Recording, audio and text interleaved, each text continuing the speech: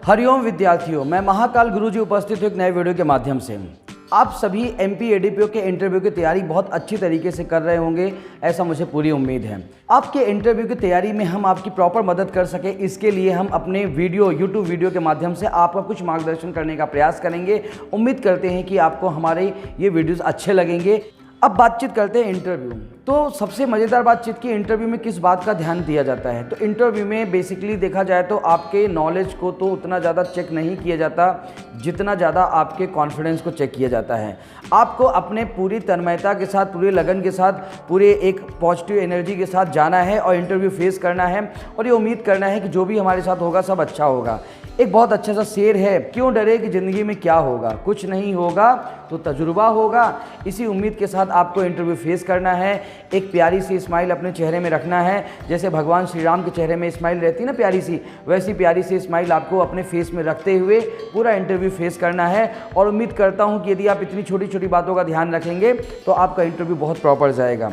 Interview panel के सामने अपने कॉन्फिडेंस को बनाए रखना है। यदि वो पूछेंगे कि क्या आपके पास कोई अल्टरनेटिव विकल्प है, तो पहला तो प्रयास यही करना है कि आपको ये बोलना है कि मेरे लिए पहला प्रयास यानी कि एडीपीओ बनना है, लेकिन अंतिम विकल्प नहीं होना चाहिए। कुछ अल्टरनेटिव आपके पास होने चाहिए, कुछ विकल्प में आपके पास जवाब होने चाहिए, क्योंकि ऐसा ना लगे कि एडीपीओ आपके लिए जीवन का अंतिम पड़ाव है।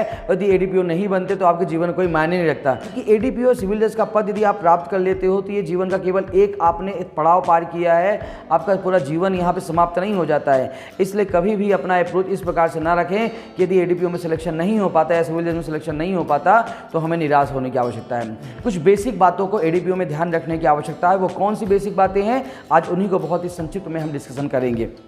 सबसे पहले तो आपको अपना जो आत्मविश्वास है, कॉन्फिडेंस है, वो बना के रखना है।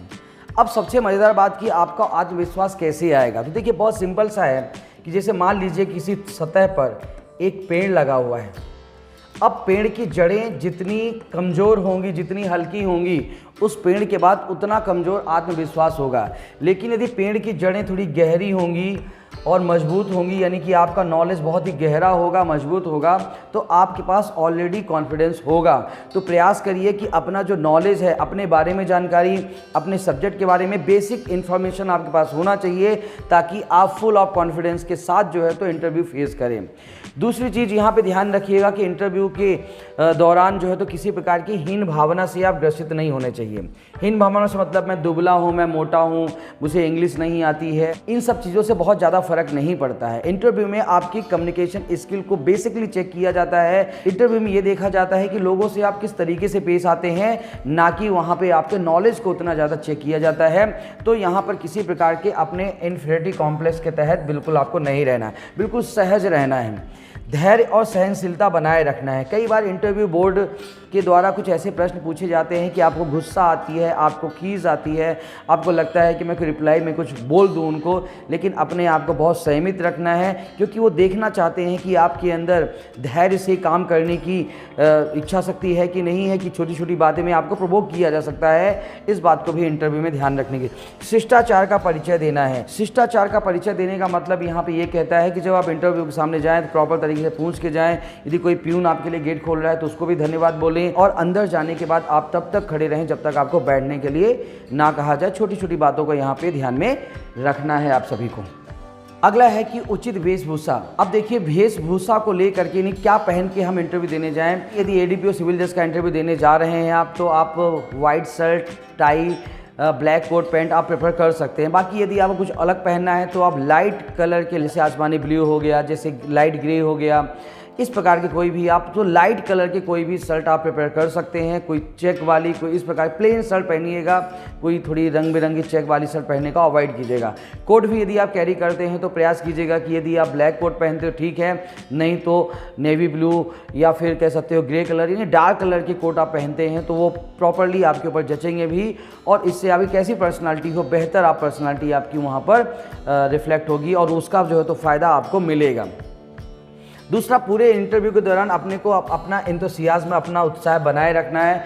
कई बार हमें कुछ प्रश्नों के उत्तर नहीं आते हैं तो हम सॉरी भी बोलते हैं, और जब 2-4 प्रश्नों के उत्तर हम लगातार सॉरी बोलते हैं तो हमारा कॉन्फिडेंस लेवल एकदम से लो होता है, हमारे चेहरे में हमारी चेहरे की जो स्माइल होती है वो गायब होने लगती है। इन चीज़ों को वहाँ पे मेंटेन रखना है। यानी चाहे आपका इंटरव्यू कैसा भी गया हो, आपको प्रश्न का उत्तर नहीं भी आता, लेकिन आपको एक प्रॉपर छोटी सी स्माइल अपने चेहरे पर बनाए रखना है, अपना उत्साह बनाए रखना है। ये बहुत ज़रूरी चीज़ होती है इंटरव्यू के लिए। आपको एक बात ध्यान रखिएगा, इंटरव्यू में आपको आपके सब्जेक्ट यानी नॉलेज के बारे में जानकारी तो होनी चाहिए, लेकिन आपको सबसे ज़्यादा अपने बारे में जानकारी होनी चाहिए। आपके नाम का क्या मतलब होता है, जगह से उस जगह के भौगोलिक पृष्ठभूमि के बारे में आपको जानकारी होनी चाहिए, उसका कोई हिस्ट्री है, कोई इतिहास है, उसके बारे में बेसिक जानकारी आपको होना चाहिए। ये बात ध्यान रखिएगा। आपकी क्या हॉबीज़ हैं, आपकी क्या रुचियाँ हैं, आपने कोई अदर इन पढ़ाई के अलावा भी किसी अदर एक्टिविटीज़ में भी आपने पार्टिसिपेट किया है, तो उसके बारे में भी आपको प्रॉपर तरीके से जानकारी होना चाहिए। यहाँ पे ध्यान रखिएगा।